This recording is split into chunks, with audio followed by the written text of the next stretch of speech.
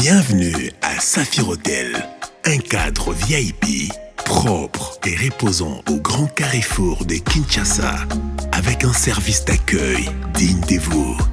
Plusieurs catégories de chambres et appartements climatisés avec Wi-Fi et TV plus décodeur aux prix incroyables. Petit déjeuner y compris dans son restaurant aux spécialités congolaises et étrangères. Ouvert à tout le monde avec une réduction de prix pour les clients qui séjournent à l'hôtel. Notre adresse, A4 avenue Ikelemba, quartier Matungé, commune des Kalamou. Téléphone 099 991 74 21 81 600 8000. Hôtel Saphir, beau cadre, bel emplacement, bon prix et beaucoup d'avantages. Bienvenue à tous. Merci. Mbote Nabino, balandinion sur Bosolo na politique officielle. J'espère que tukutani lelo na mawana nzambe. Bozola ndangai, bozali partout, bisika bozwami. Na libanda mboka, tukoma na Kinshasa, bozana capitale. Bozola na bisope na Bunia à travers la radio Mont Bleu. Topesi bino mbote. Tozoli qui était, tokoleksa bangonga malamu. Lelo tukutani, lobby ndenge bomoni yango na ba réseaux sociaux. Eza ya solo, eza poisson d'avril te. Na sala ki accident, moko lobby na butu à partir ya 23h.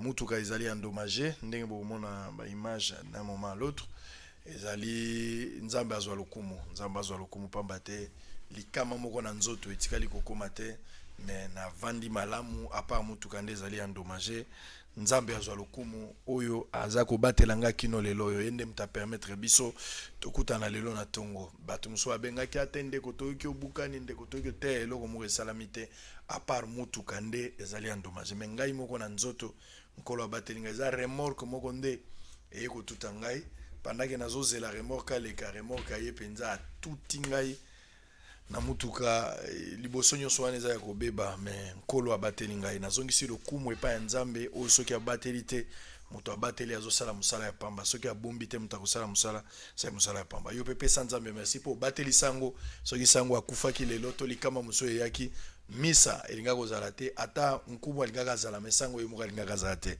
Alors très bien motuka yango wana nde bomoni yango wana donc tokotala soki kozala possible ya récupérer quelque chose mais l'essentiel ezali d'abord tobiki nzambe azwa lokumu matondi epa na ye. Très bien, alors on entend Bosolo na politique, tout ça koba bomo mesano. On attend la bino ba titre ba journaux très rapidement. Collecteur a commis. Voici la catégorie des bénéficiaires des 2 mois gratuits de la SNEL. DG de la Régie des eaux pose des conditions. 16 millions de dollars. Celui de la SNEL ne pose aucune condition au gouvernement. De l'incolba pour la Régie des eaux pour na maïs à la ofélé pendant 2 mois. Ezala pemba ya malamu ezala ya jaune oyo ebimaki jour wana te na bandalungwa il faut bapesa 16 millions de dollars. Olengankoi devient une épine sous les pieds de Félix Tshisekedi parce que Olengankoi nalobaki yonde muto yaki na mwana nsemi siko Olengankoi komi koluka ba cop soko vandika botali bobi mikolo Aziz Makukula bazoyo kana te na mbokani yo kotili kambwana soko vandika lobi ote ndenge naza awa na sensa oyo na komona na msusu buya ok koluka ozo luka kaka ba problème ti okokabola mabala Olengankoi po musale sesili la prospérité coronavirus ilunkamba dans la bataille coronavirus face à un état en faillite. RDC Muzitu propose un consensus national. FCC cache et la Mouka Muzitu tikana no makambu ya kotiaka ba biloko ya ba dialogue na minute dialogue nanu te ennemi commun coronavirus. Nous nous mettons ensemble et tout bundisa ennemi invisible ou à côté namboka. C'est ça l'essentiel. Botika biloko ba dialogue na minito dialogue nante. Parce que bato bazo kufa, bazana besoin de dialogue nante. Le coronavirus, où est forum des as a commis le coronavirus ayant franchi les caps de plus de 100 patients en République démocratique du Congo. Kinshasa, le gouvernement face à 2 impératifs. D'un côté, l'inévitable d'un confinement total. De l'autre, la nécessité absolue d'apprêter des mesures d'encadrement adéquates pour d'assurer notamment la survie de la population. Immeuble intelligent, décontamination complète de ces jeudis. Bon, tokotala kaka tokotala bazalaka bango na bango kuna oyo lobaki mama moko bazalaka basosa ba bienvenue Et dans la vidéo, moi, c'est quand on a la vidéo, maman a bien bangobi, bandition soit là, bateau gouvernement, bateau soit bienvenu, bavant d'arrêter, bitambola tambola. Bango bateau est malade. On est à maman, comme tazo réfléchi, na seka kinango.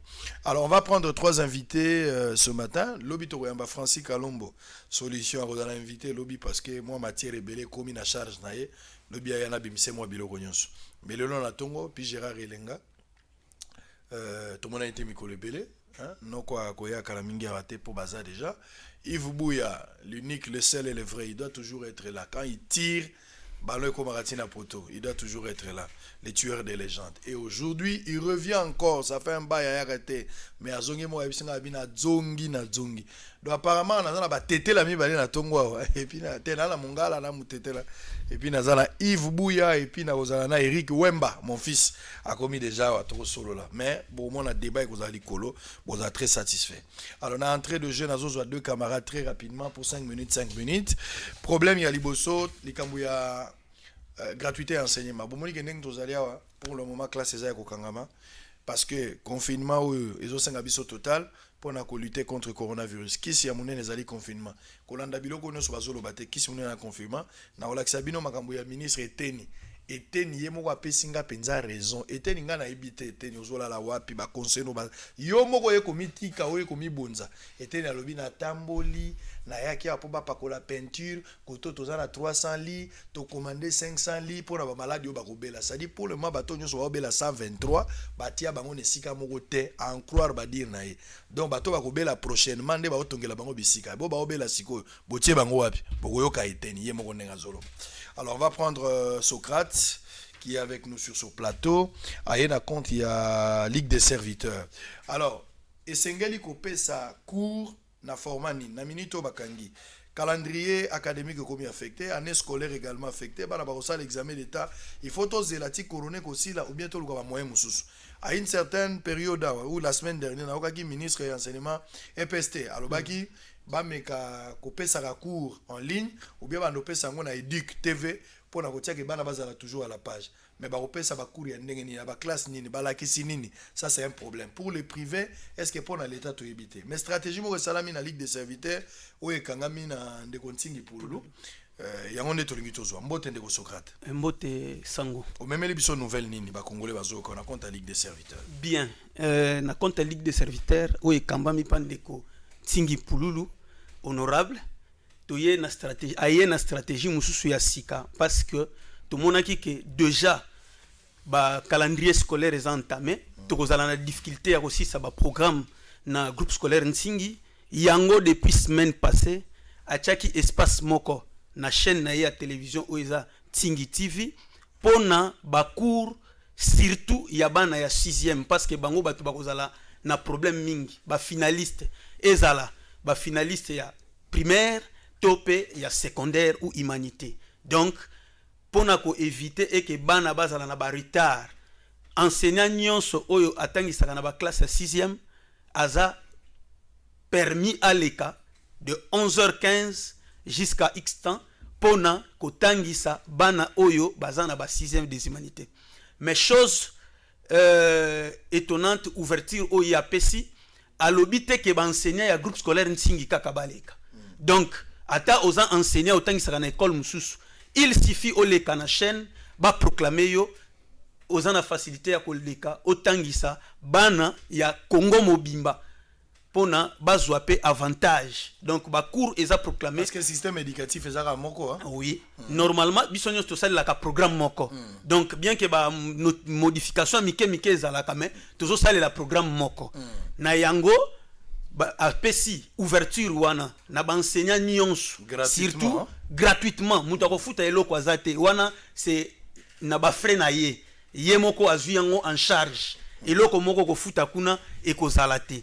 Donc apesi espace wana po mutu na mutu akoka kotangisa bana oyo bazana ba classe terminale. Alors bana bazolanda ko à partir ndako bazokoma pe na papier bazolanda na télévision bazolana retard te. Au-delà de ça apesi na ba professeur o batangisaka na groupe scolaire nsingi apesi bango ba moyen po ete bacha ba cours na ba WhatsApp pourvu que mwana nyonso azana mesure ya kozwa yango azwa yango pe facilement akoki kosala ba exercice azongisi pe na professeur et puis on évolue comme ça. Très bien, merci beaucoup. Je pense que le message est passé.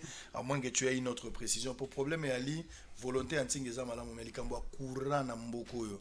Bana ba kolanda cours na TV ni likambo WhatsApp. Bana no so bazali pe na ba WhatsApp te. Ça te suit notre problème. Na ebitene to réseau de problème wana. Soki makambo fibre optique ezara na stable na mboko. Internet elaki bien parti anda kwa ko tala. Mais mbokango la plupart des gens baleki na ba gouvernement sont des aventuriers, sont des escrocs. Bateau bazo multiplier stratégie ndenge nini bakoyiba na ebité so to suka na mboka ndenge nini. Donc je pense que c'est une bonne idée, mais bah paramètres réseau côté belé Angers. À moins que tu aies un dernier mot à dire, comme ça on va se séparer très rapidement. Oui, et là comme ça on a quoi que le là de lobby actualité exige, oblige dirais-je. Tout ça na temps où tozo les cas coronavirus et côté libiso na mboka. Ingénieur Tingi Pululu réfléchissant à lobby soki atiki boye et kozala passe. A sali dépliant moko oyo ezalaki 200 ram ya papier duplicateur oyo a publié a Kaboli na bana nyonso ya Kinshasa. Bisika nyonso zali mutu oyo azalaki na facilité kozwango azui parce que ezalaki kaka na nombre oyo ezalaki au moins 100 000 copies. Yango ba pesi na bana Kinshasa pour que mutu nyonso atanga amona ndenge nini akomi batela mode de contamination à coronavirus ndenge nini akoki ko prendre ba mesure oyo epesami pour éviter que bana Kinshasa bazala contaminé na coronavirus. Je rappelle qu'Ozali ingénieur Ntsongi Socrate Ozali pour la compte à Ligue des serviteurs. Merci d'être passé. Alors parce que nous parlons d'un deuxième point avant tous va inviter Bakota pour parler de ce grand problème pandémie à coronavirus, ba méandre eza ebelezo entouré, on va en parler. Ingénieur Dieudonné Lusamba avec plaisir également. Il y a Azali Kolobalelo na tongo na compte il y a SCPT. Moi malade ezali kula. Bonjour d'abord. Bonjour Sango Mokonzi. Na yambi olelo eza esenga okutana yo, j'aurais voulu tout tikala tamulayi mais nous sommes trahis par le temps. Alors na tuna yo ezali ngala koloba mingi français te pour moi c'est ndunda fa comprendre makambo yo zolo. Alors nini yo za koyoka nini obino bato SCPT bozo zela na gouvernement asale la bino face ya dossier à fibre et à SNEL na station d'atterrage ya Liquid Telecom. Bozo zela nini na gouvernement pour dossier on les a dossier umeli eza dossier et pesi bino moi pasi gouvernement asikeye bozo zela nini gouvernement sala. Merci beaucoup Sango Mokonzi pour na libako pesi biso pour to loba to pesa les kanisia SCPT na dossier mi balé au lobby ya SNEL na Liquid Telecom. SNEL azali compagnie à l'état musala na ezali lotiliki. Mais to moni ke SNEL na musala na ye aye kokota na makambo na biso on a français balobaka plaque bande na ndenge nini SNEL pour na ba communication na ye moko asengaka lisungi to azwaka lisungi ya Banque mondiale pour ça la fibre optique eleki na ligne na ye câble na ye uti banda inga eketi na Lubumbashi. Bon tant Banque mondiale asalela ke infrastructure wana asalela ke câble wana na ndenge sena lobaki ezalaki pour na communication na ye moko. Bon to komona na sima SNEL olatika la kana makamuni ya courant SNEL abino na câble nango ba pesinga ya on a conseillé la communication na kokipe kosala lango pe na bana pe oteka communication fibre optique. Alors abane makamona déjà era gouvernement ya Kabila tant ministre ya portefeuille ya kala Wivine madame Wivine Mumba yoki le Kamwana akomeli mokonza SNEL déjà SNEL akomeli tabino na moni yo o dese mukana ba opérateur obike bako koya na câble na ya fibre optique pour bana kolekisa communication na mokona wana ezali mobe koza kamambo kana biso epesi makoki wana na SCPT dans société congolaise ya poste pe télécommunication yenda ezali na makoki ya kosala fibre ya kosala télécommunication yo musala ezali kopesa lotiliki. Mais lokola okomi déjà na câble fibre optique malamu yo SNEL na bato SCPT beaucoup tana botala ndenge nini SCPT akoteka akozwa fibre wana po ateka télécommunication mais abana kopesa yo pourcentage na droit na yo ya fibre optique.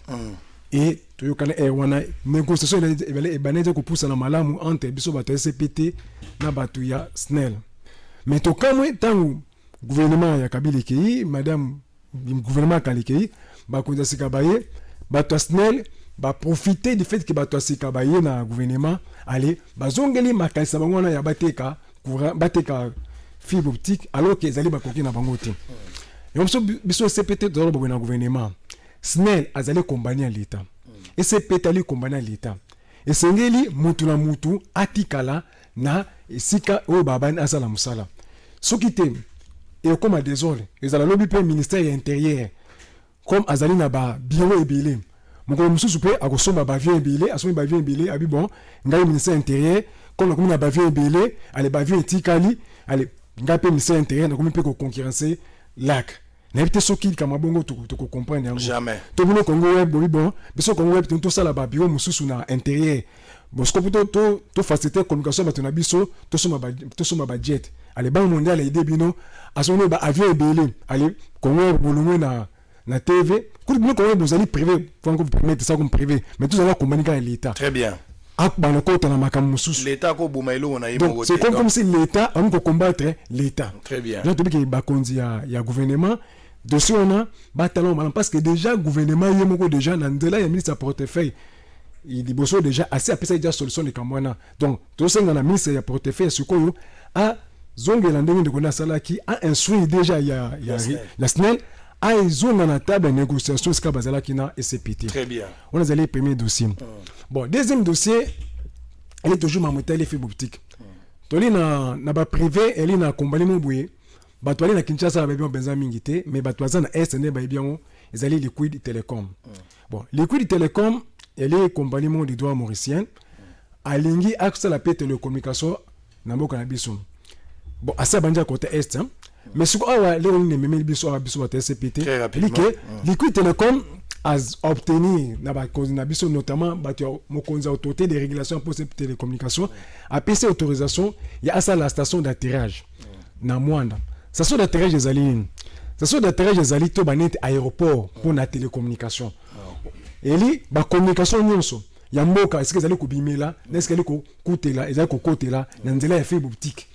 Alors Vodacom déjà en 2009 amekaya ça likambo ndenge wana gouvernement na biso aboyaka Vodacom ça c'est na kutu ba autorisation azora c'est na ba autorisation na concession wax mais gouvernement na biso ya R1 aboya likambo wana et puis na Vodacom ba konzimo ya Vodacom R1 il y a eu des gens qui ont des textes qui sont tombés na Vodacom. Alors le gouvernement na biso azali déjà na jurisprudence oyo yemoka salaki akoki ko sala rétropédalage te lelo apesa Liquid Telecom droit ya kosala likambo oyo aboye ki Vodacom asala ngo dans l'état alors que loi non échangé tin et deuxièmement tonto sa gouvernement boye ce qui a permettre Liquid asala likambo na nini kokoma boye ba privé bana kokota pe kobima na ligne na bango na nzela na ba infrastructure na biloko na bango moko en même temps ba privé pe boyo kaki na ba to balanda ma télécommunication ba privé na nzela ya Facebook basali ba zupe autorisation basa la fibre optique banda inga te na Mwanda donc balingi ke ko bana Mwanda Kinshasa te ba kina est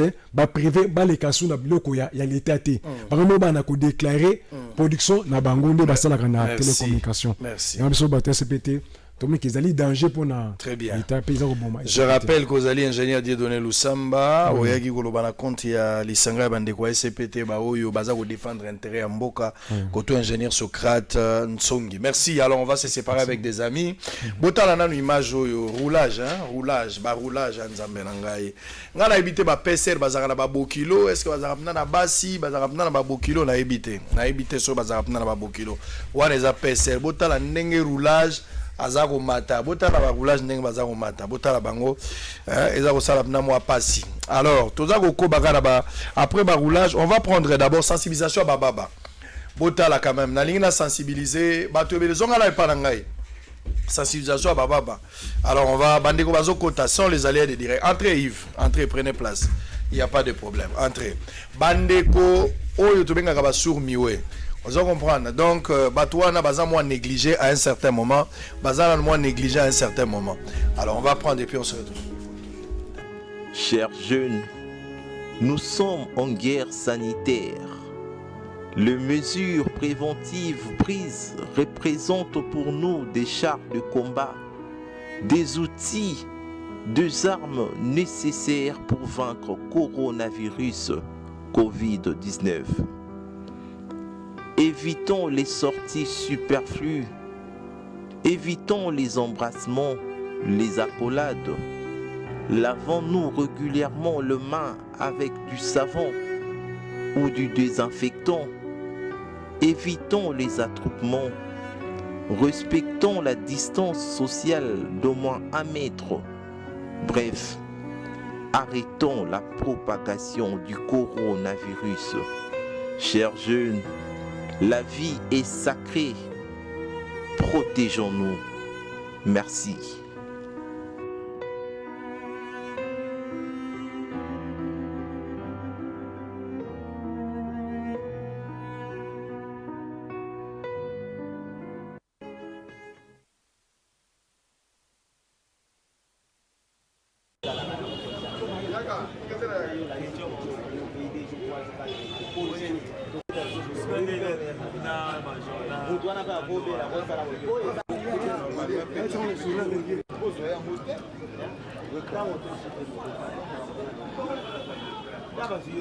Bon, en tout cas, coronavirus est vraiment réalité, parce que en Italie, babane kozwango légèreté comme biso na Congo, biso ba Congolais est au coufara na microbe disons.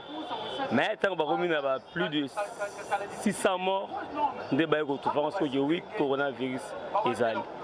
États-Unis, même maintenant États-Unis, tout le pays mort récemment, coronavirus vraiment Italie bisoté.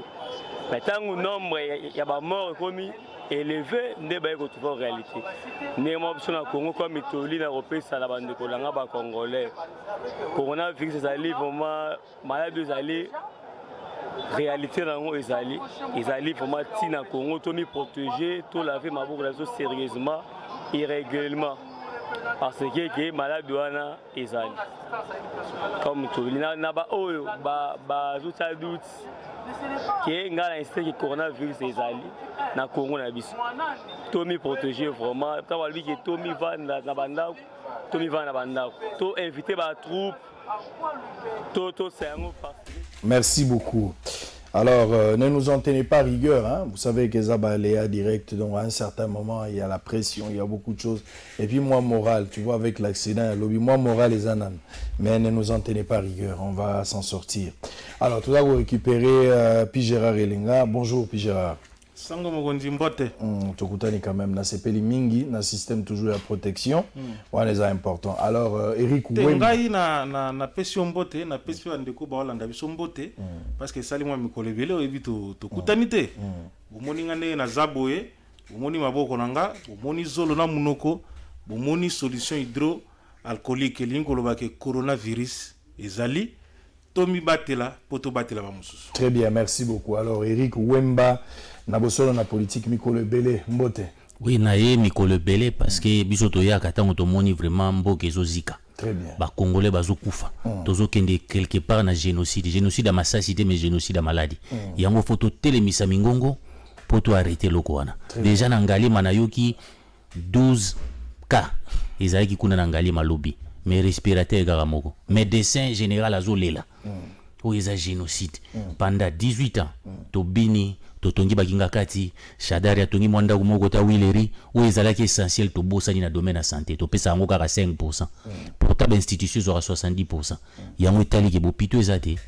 Congo mobimba ega na 12 respirateurs pour plus de 90 millions de Congolais. Yango babengi défaillance ya système de santé to ebite po ekomi kaka nzambe nda sumba biso. Très bien. Yango moni to yele lopena po to bele la mongongo. Très bien. To bango na bombelo te boza ba congélateur te bo chauffer ça doit ba réchaud pour que nous soyons bima. Ndeko Yves Bouya, bonjour. Mbote ndeko nangai sango na pesio neti ba Kongo balobaka matondo mingi na maekomelio tokola mukape bon matete wiki peke yo kei webi mikolo liwa et comment il surprendre bato intel a koufi mais matondo mingi donc le Congo ils ont la posa na yo. Merci. Wato superman zambe ke ce qui tango ekomi abazumi kolomisusu parce que lutte mongongo na yo eza vraiment très important pour na moka. Na pesi ba ndeko nanga pe na plateau Mbote puis Gérard na ndeko nangai merci Wemba na équipe technique mobimba encore merci ndeko nangai et courage na mai comme l'essentiel les aleke to telema to lo bazo na souffle de vie mutuka mutona sombarango. Très bien. Mais l'essentiel yo aux à la debout. Donc c'est Merci beaucoup. Alors on entame le tout premier point Covid-19, il y a des sujets majeurs. Place de Zagovanda, nazo pigera en premier lieu et tozonga la tourner to Kaboli. Bobi misabilo gonionso parce que tu en as besoin maele, tu en as besoin de congélateur, région de sala musala. Lelo na lutte ya coronavirus en RDC, plusieurs chercheurs babandi ko tombola mingongo na bango. Balobi te toko tikela likambo moko te ngana zo banga kutu na bimuyembe ko sambwa lo kwa Zidane. Zidane a joué des ligues au lieu avant na ya lobi azonga. Nzoka ba Cristiano bazali sute. Tala passe komeli muyembe. Muyembe wana makambo ya Ebola ise alongaki. Corona o est-ce qu'il fallait muyemba zalaka yemo ko to fala zana bandeko. Na yoki ba chercheur ba tombo mebele même ba chercheur bazana Unilu. Ba professeur à l'université à Lubumbashi bango pe balingi bakota na likambo oyoki docteur Vango azali ya Congolais azopesa expérience kabiki si moi batu 10 na kati ya traitement donc batu wana 10 je pense que ba compta bango te na nombre 123 so bache aux 133 donc batu bazo uta tokaki virologue mususu kwa langaza na Bukavu donc batu baza penza motivé na kati ya likambo ke bakoko sala mais problème toza nango moko. Pourquoi ceux qui sont na combat kaka moko bango nyonso bazo bunda pour intérêt moko? Pourquoi ne pas associer ba chercheurs nyonso pour que ensemble to meka retrouver solution pour na kobikisa ba congolais?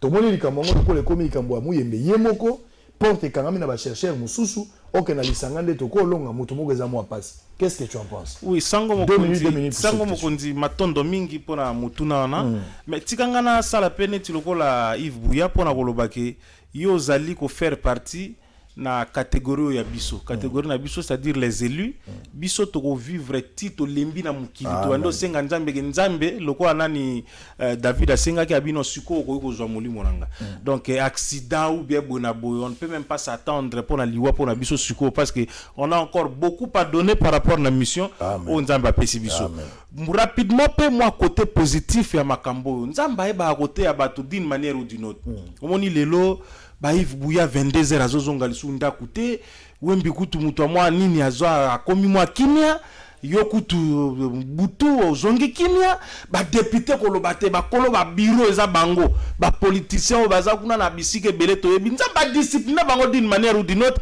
et asali que tout ndako penza ba mama ba sepela c'est pour dire que corona ezaka na koto ya mabete ezape na biloko que au-delà ya makambo yo ngana zolo ba ki photo capitaliser yango likambo ko zwa mutu moko na moto par exemple wani faut tika la libela matanga de la morgue 1h du temps ya moi place nini mbala mo ba ki okunda wani faut tika la 2 personnes na taxi 10 personnes na taxi bus je crois que wana ba mesure moko tu sais que da kotala ndeni ke wana tika la pérenniser pour to bani déjà ko mesana mais non Likamba coronavirus.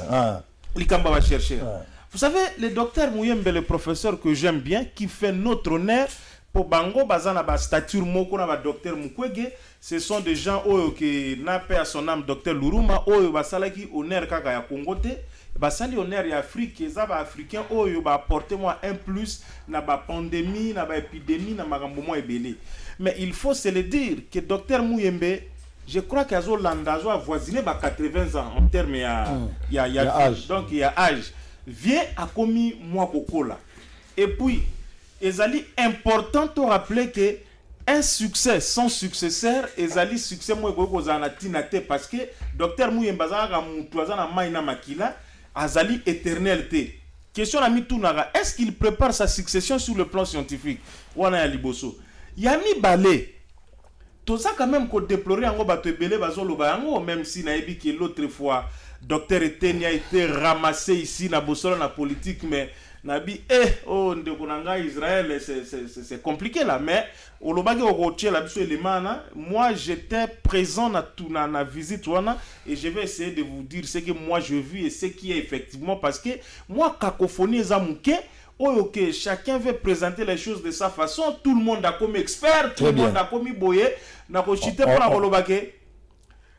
Docteur Mouyembe na comité au Félix Anomaki, bâti na commission, bâti qu'à la fermeté.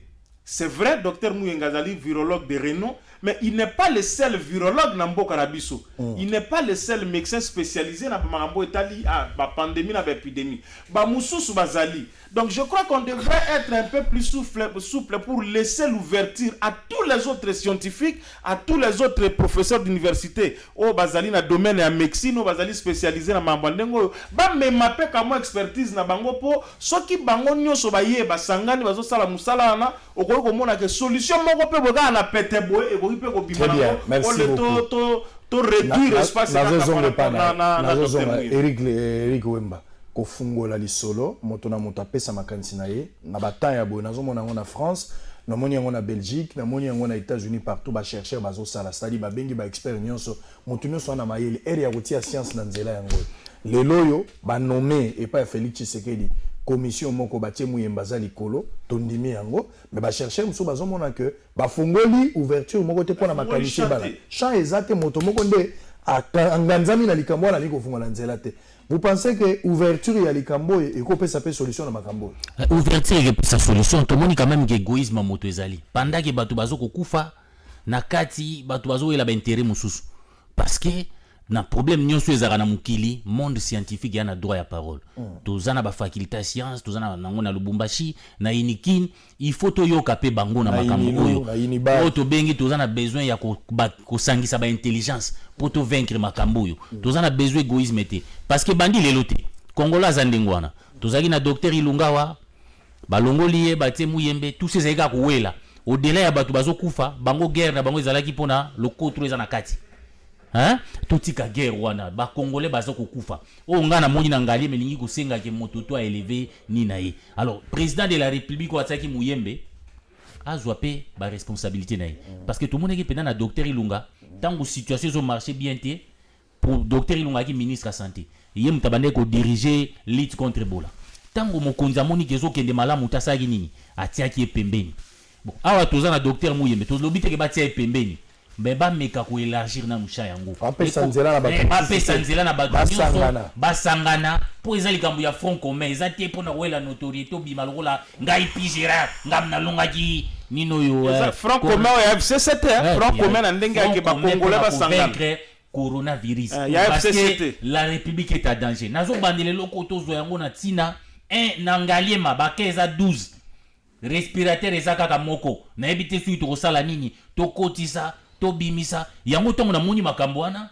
botika na lekisa na moni pena ke to combataka Kabila pamba te parce que Kabila non seulement za incarnation ya mal mazali mal pena pona Congo parce que ezaki essentiel na mboka sali yango te comment après 18 ans du pouvoir Congo ezalaka na 12 respirateurs to komi nango 50 pour ba chinois ba pesi biso mais entre temps bato batongi bandaku batongi bakinga kati yango na mamba coronavirus ngana tirer des leçons parce que ba pesa ka 5% na santé Kabila zonga lisusu te très bien azonga lisusu te parce que atiki système ya santé moko boye défaillant o lelo to ko kufa lokola banzinzi parce que bango priorité zaki santé ya bana Congo te priorité zaki ya bango nazo zonga la question là sur la solidarité parce que chef de l'état fungoli brèche moi solidarité au lobeli makambo kinga kat c'est bon c'est vrai que Kabila est parti mais cette fois-ci quand même na bonne foi vous allez constater que Olive Lembe, moi c'est Mokonzi Mboka Yakala, qui apporte quand même un grand soutien. On va parler de ça. On va. Dans le lobby qui est fait en Kabila, Bakataye.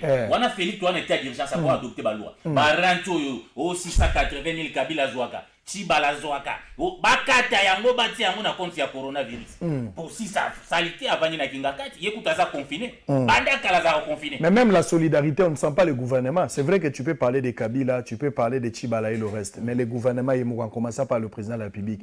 Il fallait la solidarité, tout le monde attend 50% à revenir na bango bakata yango pour bâtir yango na kata. Félix ezanini parce que na campagne ngana zaine na kananga. Félix makambo belaki na campagne azo kokokisa ngote. Pour opesa salaire no faut ba baye beza combien. Mais il y a le yebisa kabiso. Le salaire ne goyebana. Que salaire ne goyebana. Si le lo batu bayebi na Turquie président Zorabo. Yango président Turquie a lobby 7 mois de salaire na ngana tango pona coronavirus. Yango ande solidarité nationale. Ba lobby na ndako faut tata pesa exemple. Mais yé moko transparence ezate. Salaire na yé banité. Akoloba kata boya pesa boye combien ezate. Yango difficulté yango wana. Yango totika démagogie pendant la campagne. To lobaka makambo to kosala. O to kosala te to lobaka te. Très bien. Yango moni difficulté à Félix. Yango ande vérité. Très bien. A touché à combien? Yo yebi? Non, le montant n'est pas connu. Très bien. Salaire ya chef de l'État ça secret d'État. Faut biso ba constituer. Pour batu ba yeba raté. Mbongo yo député zo touché. oyo président zo touché ça mbongo na biso ba congolais contribuable faut ba rendre biso police azo zo tenu eza ya biso o député ko zo molima chaque jour eza ya biso siko peuple na zo souffrir yo kanga bane molima ona. Très bien, merci nazo zonge pano Yves Bouya, tu partages la vie to fungo la brèche quand même to élargir champ pour permettre à tout le monde baya. Je pense que na lisanga débat d'idées, scientifique, réfléchir, tu peux ça solution, même voir la biso dans le monde de Koyokana. Tu as le Raoul Lelo en France, mais pourquoi pas le Bela Ekwalanga, pourquoi pas parler d'autres professeurs, Vanga par exemple, avec les docteurs actuels, ou à Megakosala, moi, miracle. Mais ensemble, voir la biso Koyokana, le monde de Pébélé, on peut se servir, la science, la biso, tu peux défendre à travers le monde. Negosango, au moni makambo ya corona, problème est vraiment très complexe ya corona, ils allient d'abord. Gestion il y a crise sanitaire ma méthode au gouvernement tient en place. Le gouvernement en amont et Jacques Makamba au corona au bien. Moi je dis Dieu merci. Ce qui Makambo et bandara en Afrique, ça allait être compliqué parce que on a vu venir le corona. Corona bani na Asie, na Chine, na novembre et cette ravage na et côté Europe, mais biswawa la mode de gestion. Capacité d'anticipation na biso on n'a pas su anticiper. Comment? D'abord, ton moni ministre de la santé était ni a pandi biso ba matoya wa non nous sommes prêts à ton qui centre bon na maluku centre riposte ba to so bazu ba beli to cha bango kuna la pandémie arrive. Tout le monde est sous le même il dit que non, c'est plus les centres ba to na maluku kuna. Bato bazali testé diagnostiqué positif au corona tocha ba on a centre d'amitié sino congolaise so centre kuno tche ko tona maluko kuna on teza bato yo bazali ba cas suspect.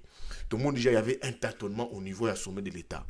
Encore les mêmes éteni talanga ba tâtonnement na un premier cas avéré éteni yemoko olé azala exact na comme na communication na au monde que lui-même a tutuba qui a tâtonnaki d'abord pona l'adresse, l'identité à Faustin. Oui, il était français, il était congolais, c'est ma mébélé. Toye kotoyo, tomoni bache cellule la crise. Cellule la crise, mais tu sens que la cellule la crise bache et à riposte, on a d'abord, c'est une cellule qui est dépourvue de moyens. Ça manque de moyens. Et ça a un bon côté. Ça n'a pas de moyens. Donc, quand bache cellule mon crise, bah, tu as un moyen. 15 et là on est comment? Cop et côte na carte na cellule yoana ya riposte cop et côte mais comme moi na bena moi cop naï bon moni mouye mbazalia les gens ne veulent pas le dire mais nous sommes des journalistes on a droit de vérité il faut trouver de vérité mouye mais moi j'étais étonné na moni mutu moi lobi que non atina bana naïe aux soins personnel d'emploi na bana misala naïe mais ils ont dû payer $20 pour un dépistage pour un examen. Mouye meye moko toujours dénoncer ce que ça bon azo précaution ça m'a sous-sauté. Yé mo ko moté ka ba détergent. Ba désinfectant mais désinfectant mouye mais les gens ils vont acheter ba bimi. Moi que ça na 3000 francs o ya mukie et comme ils 5000 francs ou je crois 7000 francs. O ya $10 et comme $17. Mouye mais ils vont combattre malade ou la maladie o yo moko sango cop na mutu ya inerbe. Tout sous ministre sous eteni. Ministre yé mo ya un média public faut communiquer na yango. Mais lui privé il préfère akomarakaka na tweet na ye o ya ye moko. Mais il y a un média. Tout le monde encore les mêmes eteni. Les gens font la chaîne. Ba que font la chaîne, il y a $1 million pour lutter contre le corona. Mais non, la chaîne, nous avons 3 chaînes publiques ici. Tout ça, RTN, c'est ça qui mis ça. 1, 2, 3 RTN. Mais eux font un média qui d'abord, qui n'est pas en clair d'abord. Et ils appellent le bureau batin. Tout ça pose problème. C'est le programme et chaîne, vous avez. Mais ça, le roi, il dit que TV, où il va Congo à Fongola.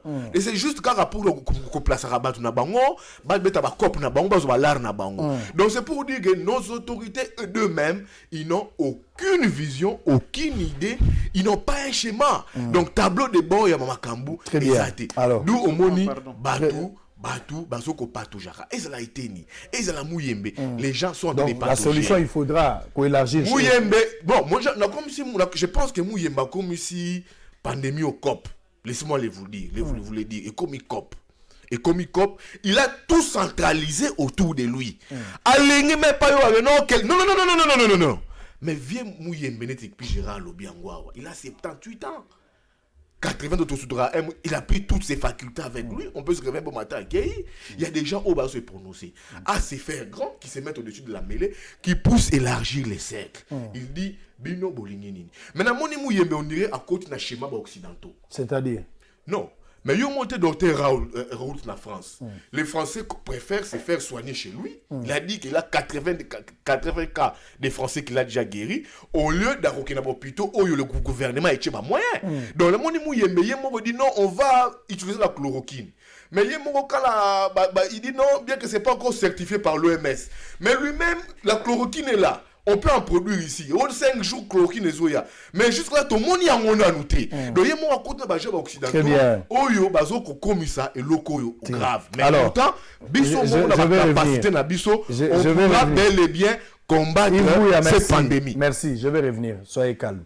On va d'abord souffler en image. Bota la ministre Eteni. Ba chloroquine au moment Olive a pesa on va en parler. Mais il y a un problème très sérieux parce que ba dresoyo, ils ont la carte ya ba powana. Ba récipient wana oyo ba tchel chloroquine na kati adresse o ba tchel adresse à Lokuta adresse wana Belgique ezalaka te ngai moko na vérifier yango adresse wana ezate na beti bo adresse wana ezate zo bima na end adresse wana bon ezo za la pe flou adresse yango na end eza eloko moko ba je ne sais pas na moto ezo beta ngai mais nazo tala ndenge nini molimo ekoya ekope sa réponse on suit d'abord en image sans commentaire toza kozonga wa to lobela likambuya prise en charge à ba malade. Parce que 123 cas au Baza ko évoqué les Baza interné wapi, ba cas grave eza wapi. J'aurais appris, il semble que bateau nyos ba na gouvernement ba o bana na bango Baza affecté to ba o Baza affecté, bazo zwa so à partir anda ko za traitement à domicile. Bango ba konzi. Bon so mutaki mbantseka ko ina malade na na ko traiter.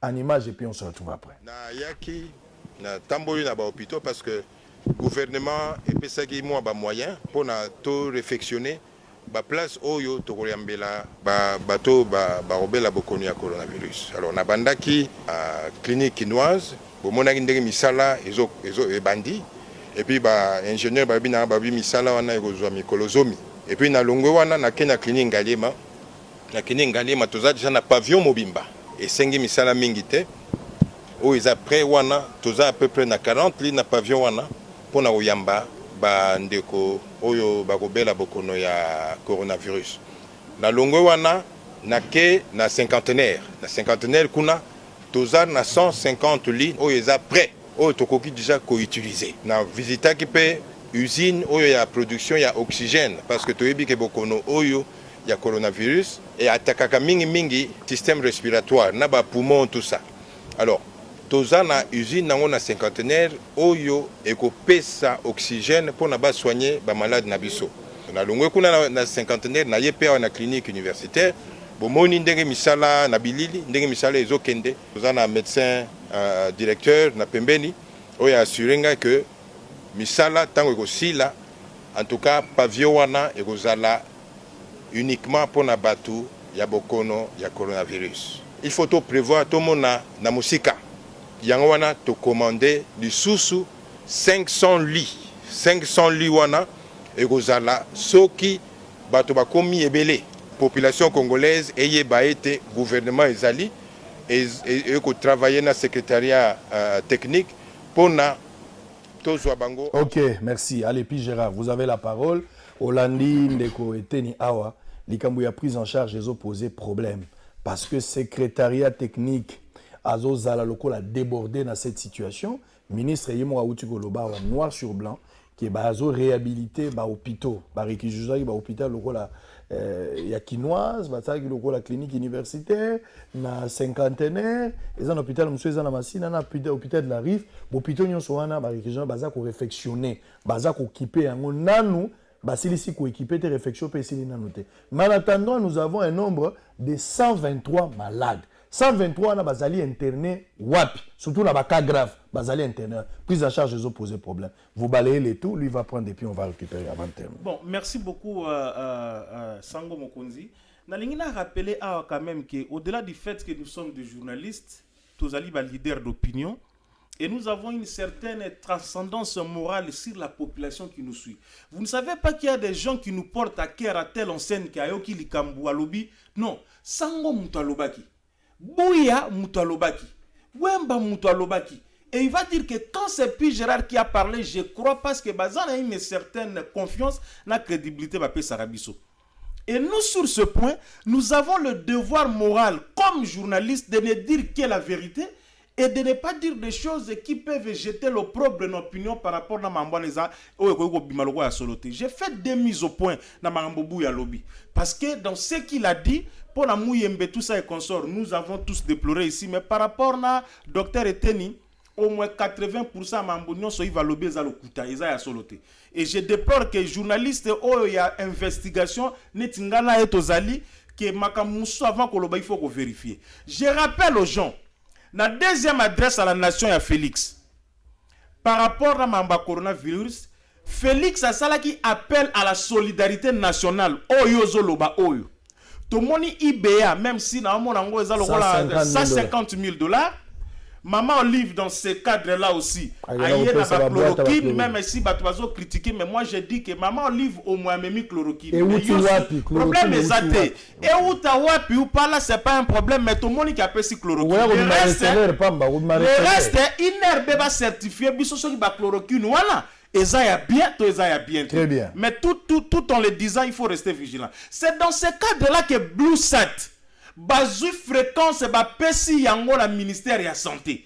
Ministère de la santé a un bon côté au besoin de 1 million. D'ailleurs, tu es dans le domaine. Créer une chaîne TNT aujourd'hui, ça représente quoi? C'est pas plus de 15 000 $. Mais il faut l'équiper. Il faudra l'équiper. Attendez, yango la zoya. Tala, tu as le devoir à qui? Ce mouta sali bien t'encourager. Biso aux populations au Kabiso. Oh, ya mabe to retirer to loba. Oh, ya bien pour to loba. N'engra loba nini. Likamba télévision oh eza lokuta. L'État n'a eu aucun financement pour créer une chaîne de télévision. BlueSat une contribution à Bango ba pesa qui chaîne oyo. Précision mon détail oh ezali une chaîne thématique spécialisée. Parce que RTNC 1 2 3 ezali.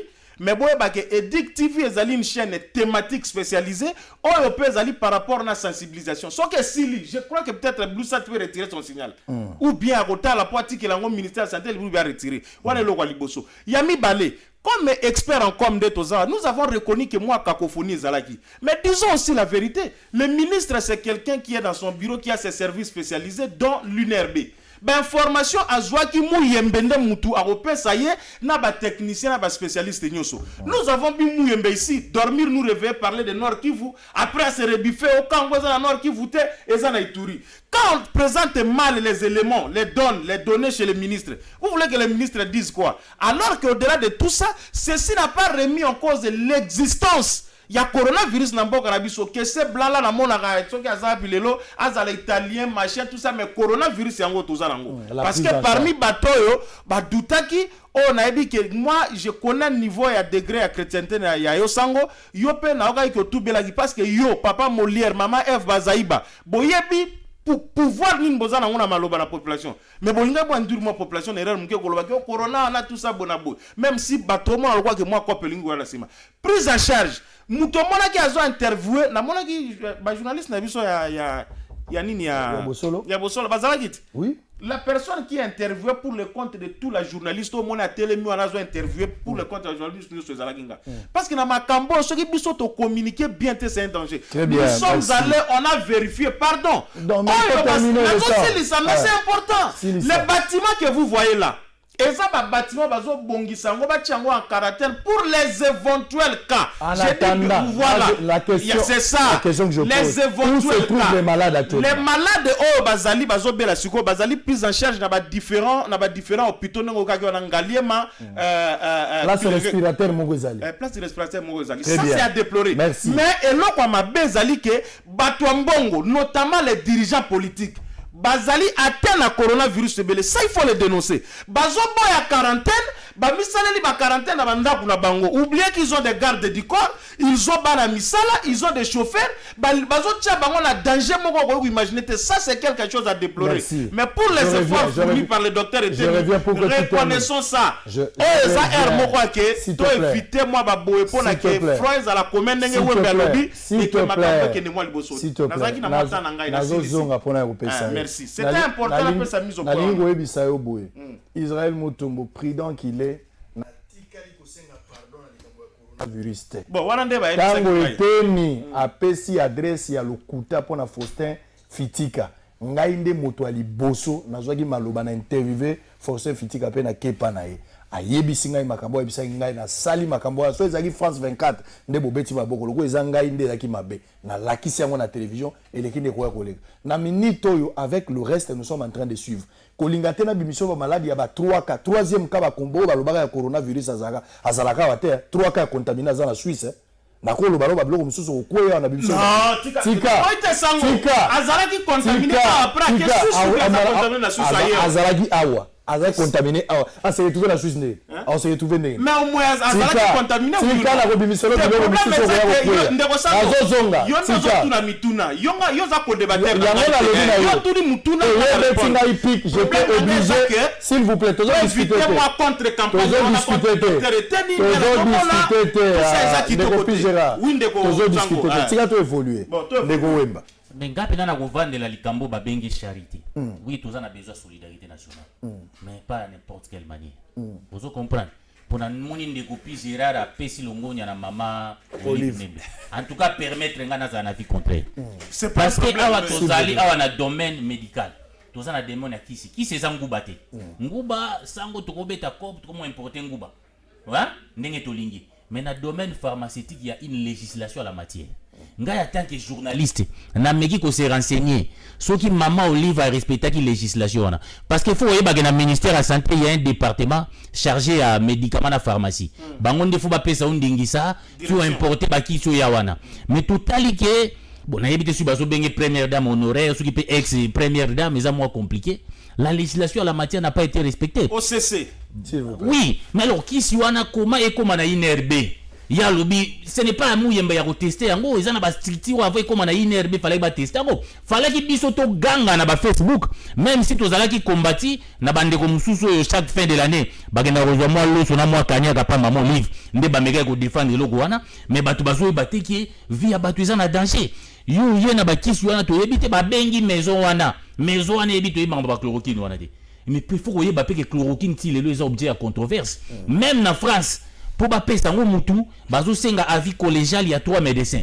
Donc comment biloko ya mnengo wana lié ministère ya santé, yem tazo ko teleteni wana. Au lié ministère ya santé contrôlango individu maman Olive pour sa personne ayanango betiquette mususu na ba français lokute na ba français ya mabe. Donc nazo mona ngo za loko la canadien yo pesi biso mulangi to sisi komela mutu moko zui maya pompe ya tie atiango na suko toye baté ya mabe na malamu yango ande problème ya chloroquine wana c'est tellement sensible parce que ceux qui ont poison c'est tout le monde qui va mourir au bino bozo benga charité yango ke biloko ba bengi chloroquine faut l'état et contrôler yango to lingi te za maboko ba individu parce que problème to moni akabila confondaki l'état congolais na personnalité ni na famille na balobi ba bilango bazo pesa ba biloko mais l'état wapi ya bileta.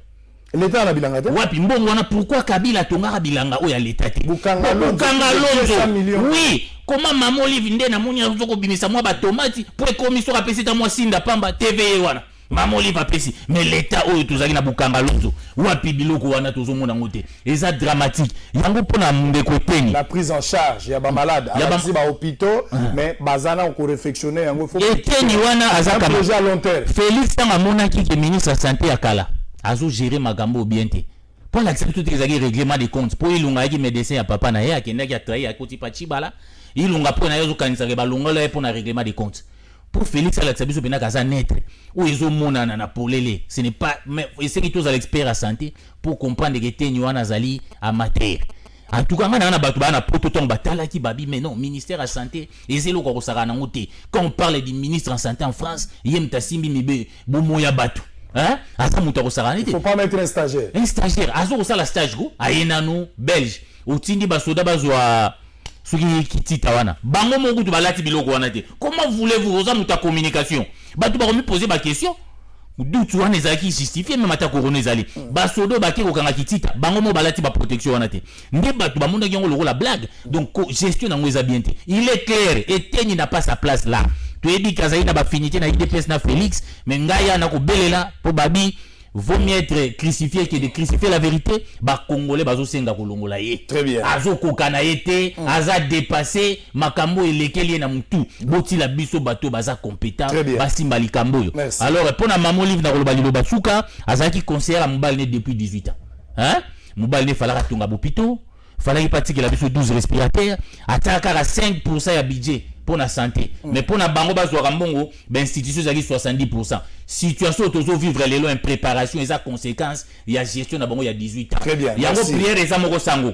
Kabila zonga li sous-souté pour na coronavirus. Et puis Félix denga zo gérer mbongo, pas de deuxième mandat pour Félix Tshisekedi. Il y a mieux, il y a des Congolais compétents. Au bakoui ko simba mboka, batia santé na priorité des prix. Il y a mieux que Félix et Kabila. Merci beaucoup. Merci. Alors Yves Bouya, prise en charge ba raté Zali. Na lobby a walikambo vidéo na utu la Xabino tant bon moni vidéo na ministre azo la Xabino que ba malade ba kobela mikolo ekoya ba commander bango déjà biloko mais 123 balades bazali Congolais comme na doute au moins maman mo azo loba wa biso to yebita malade ngo bazabi tu précise que je peux voir cette vidéo là maman wana azo loba baza wapi bato wana baza wa maman ngo ezaki na marché à liberté bazolela c'est de là que moi je me pose la question où se trouvent les 123 malades prise en charge ni baza ko zwati siko oyo alors même secrétariat technique il se pose des questions. Ça semble que vous allez dépasser par les événements en panne d'imagination.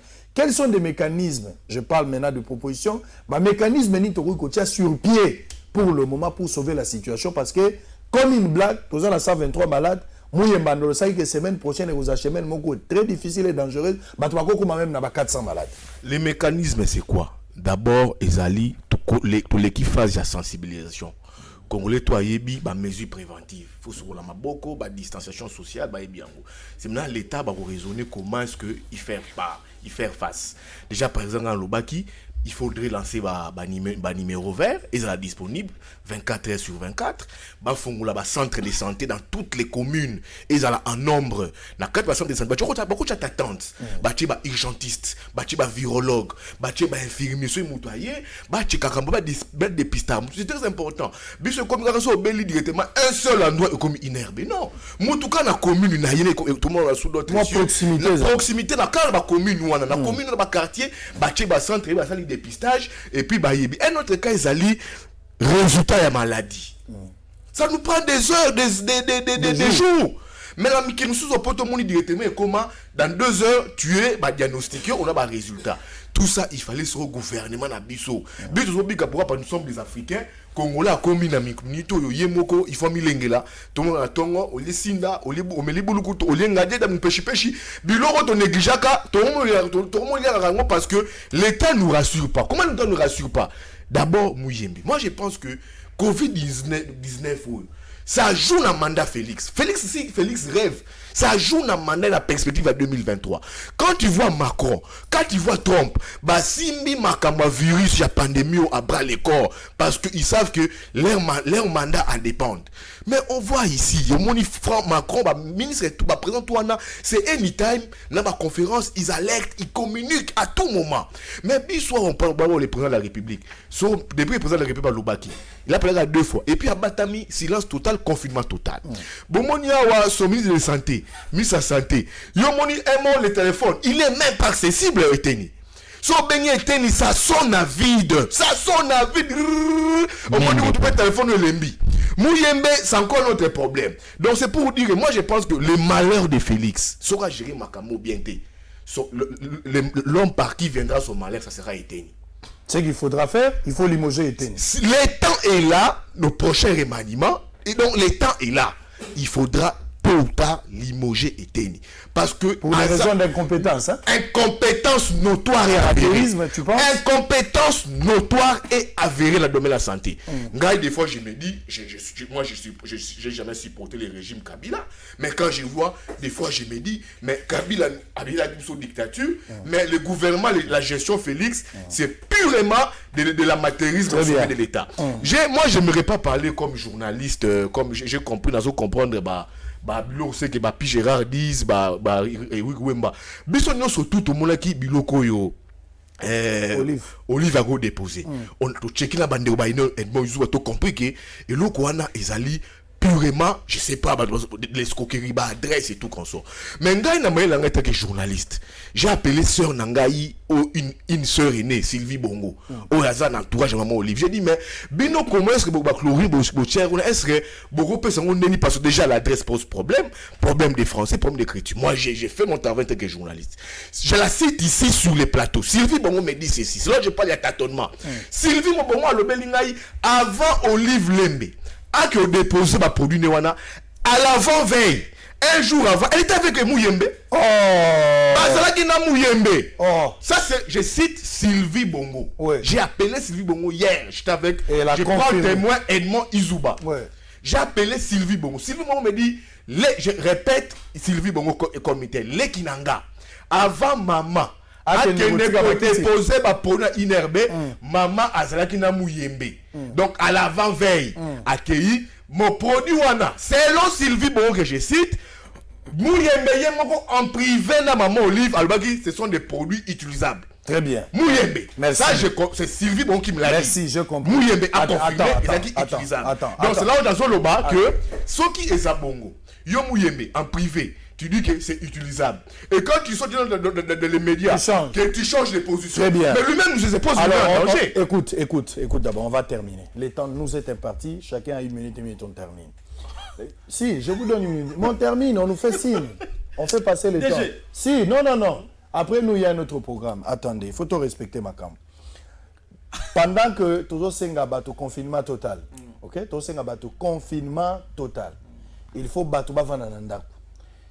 Na mekili nyonso ya libanda ba prisonnier ba bimisi bango ba apprécier ba cas ba fait Benin ba bimisi ba topoko bomba bato contamination na prison na biso makala nazo répéter médecin moko sanatorium a confirmé a komelinga pe message a benga effectivement quand moko ba memaki kuna na kata prison na 27 bato ba yaki na bango parmi les 5 mutu moko a qui suspecté na corona ba magi na sanatorium 5 personnes bazaki mises en quarantaine. Pourquoi Bazako Bimisa ba prisonnier était belé? D'abord, prison à Bisso Yebi, ils ont regorgé plus de 9000 personnes, na place il y a 1500 comme prévu. Et quand il y a Moukebaï, qui est aussi un ancien journaliste comme toi et moi, pourquoi on ne libère pas Moukebaï? Très bien, merci. Rapidement, Nathan Nanga Soukana, Tikana on a ramassé moi Marambo et puis on a reçu l'appel na Batambongo, Balobaba, Nambongo. Nambongo après, le delà du dossier. Il y a un azolo Bato Balobaba, Nambongo. Na Lingina rappelé de ko Yves, c'est vrai ce total Mamba Congo Moko, et puis ça Kanda. Okina rolia mutu boy pona mamba Congo soki otali un individu azana mbongo azo panzango nenga lingi mais batango yango mais abosa na déontologie.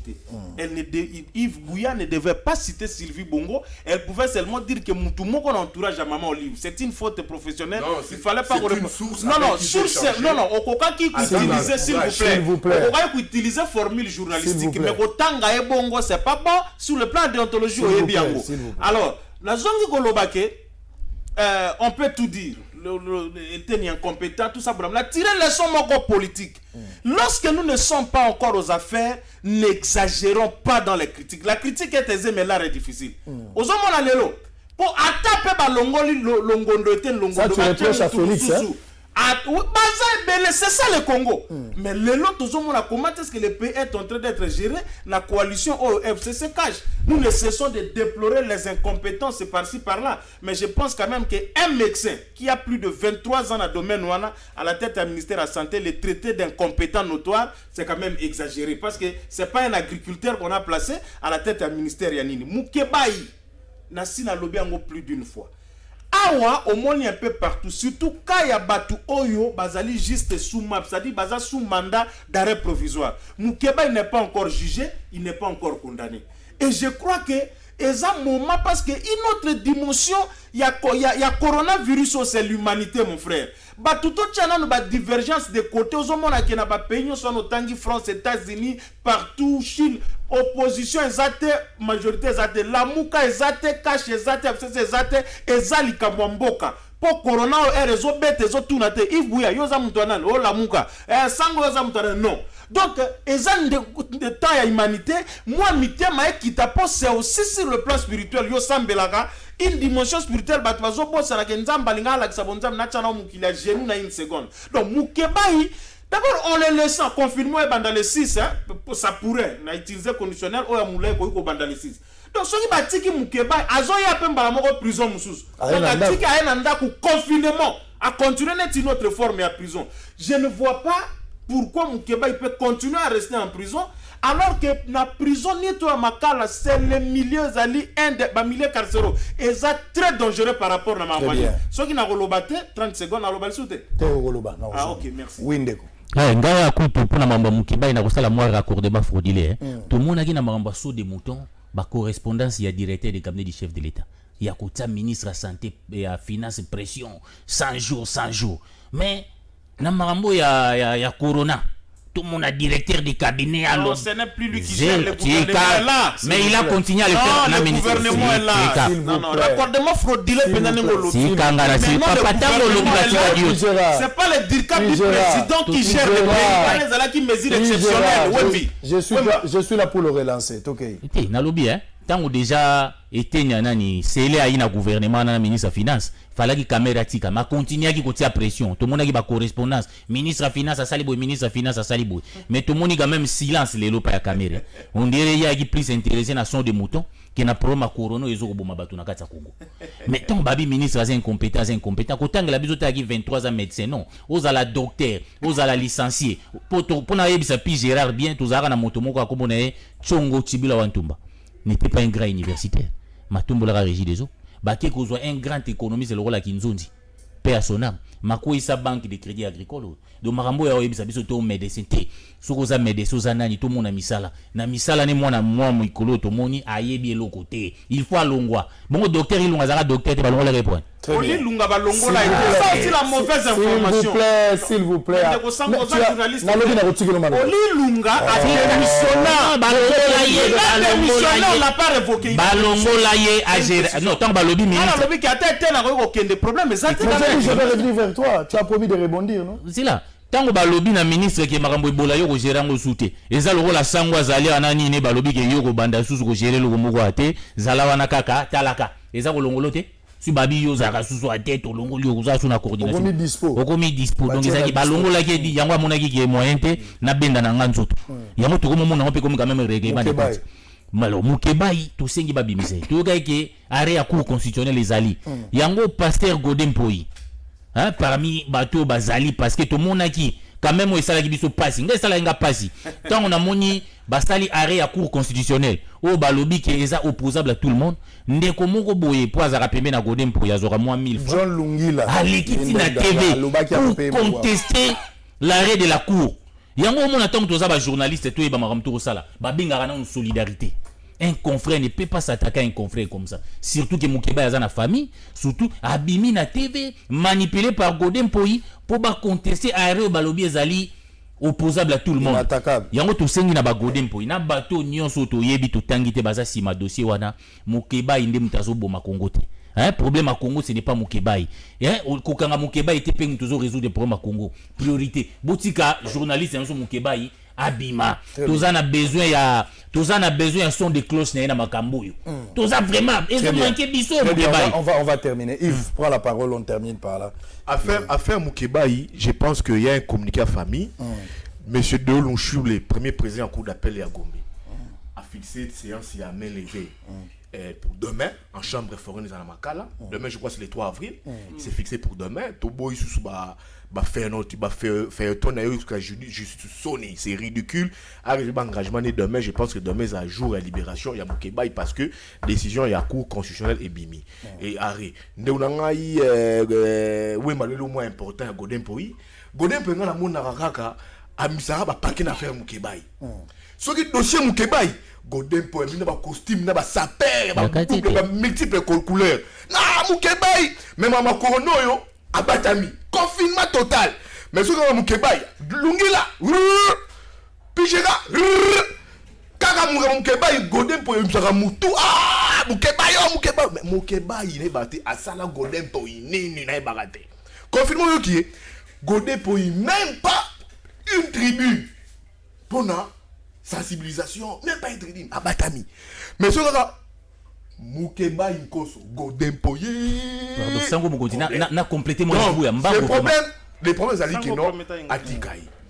Les problèmes évoqués comme mot très important, la chloroquine. Mais moi, je suis journaliste. J'ai mené des investigations, toujours avec mon ami Izouba. La chloroquine se vend en catimini ici. C'est vrai. Oui, la chloroquine se vend en catimini. Je connais une pharmacie à la gare centrale. C'est $5. La chloroquine se vend en catimini dans la pharmacie. Et ça dit, il faut sur le ministère de la Santé. C'est encore le travail. C'est le travail encore, il a été mis. On l'a mis sur le centre existe raté. D'aller vérifier. Très bien. Où est-ce que Nani Vidé Chimanga, ça n'a procuré. À son pharmacie, la chloroquine, les NRB n'en avait pas. Lui-même, qui a dit il avait quelques comprimés. Donc la chloroquine se vend dans des pharmacies à Cantimini. C'est encore à été mis. Encore le topé Moussala, est-ce que c'est encore de bonne qualité? Merci. Donc, il y a le coup, mon macas, Godem Poyi, mission des à contrôler le gouverneur. Il y a une assemblée provinciale. Il y a une mission de Momba contrôler mon Québec. Bongo Ngobilo a kabole les biso corona mokolo ya attroupement to ça qui na vie. Koluka ba sardine. Tâtonnement ya ndenge wana. Yé contrôle na yeza ya Ngobila. Ngobila zo gérer barambo ndenge nini. Tout ça. Il y a commission mon Québec ya Ngobila te quand même. Très bien. Merci. Ati que la biso maramba mon Québec to ko chicha biso moko aussi il y a des fautes professionnelles. Il y a qui peut maramba Ngobila. Merci. Monsieur Sil. Bon, rapidement, Yves Bouya nandeko Eric Wemba botika mutema mabe. Toza na ngonga ya keto singa mukeba bima. Pasteur Godé n'a rien à voir na mambo bozolo banyoso. Parce que ndenge ngala solina mukeba il y a 2 jours. Ndenge nani mukeba azara na prison. Qui doit libérer Mukeba? C'est Pasteur Godou, c'est votre justice. Mais non, mais c'est là. C'est la non, mais attendez, c'est Pasteur Godé ou bien c'est la justice? Non, attendez, on va répondre à la question. C'est la justice qui doit libérer Mukeba. Adressez-vous à la justice, Motika. La justice que vous manipulez dans les noirs. La justice que vous manipulez dans les noirs. Au nom des propres, s'il vous plaît, en disant que